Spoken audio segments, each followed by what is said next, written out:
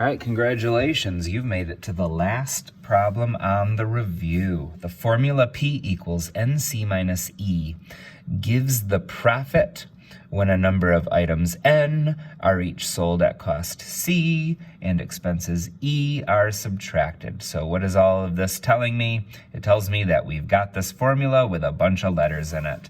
All right, so it says that if P is 160, N is 40, and C is 3, what would the value of E be? So I'm gonna write down our formula. P equals NC minus E. And they're telling us that P is 160. So instead of putting a P here, we could just put a 160 here. Equals, N is 40. So instead of putting an N right here, we could just put a 40 right here. It says that C is 3. So instead of a C here, we could put a 3 right here. Minus, what is the value of E? So we don't know what E is, so we just have to keep it as an E.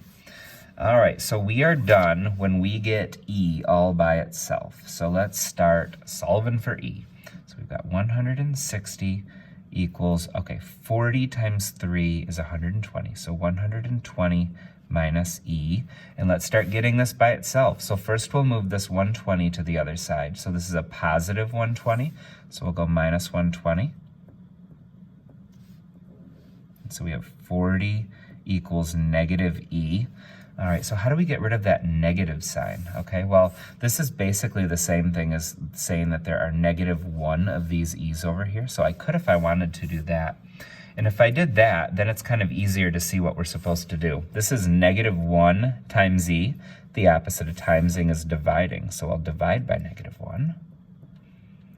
So E equals 40 divided by negative 1 is negative 40. So E equals negative 40.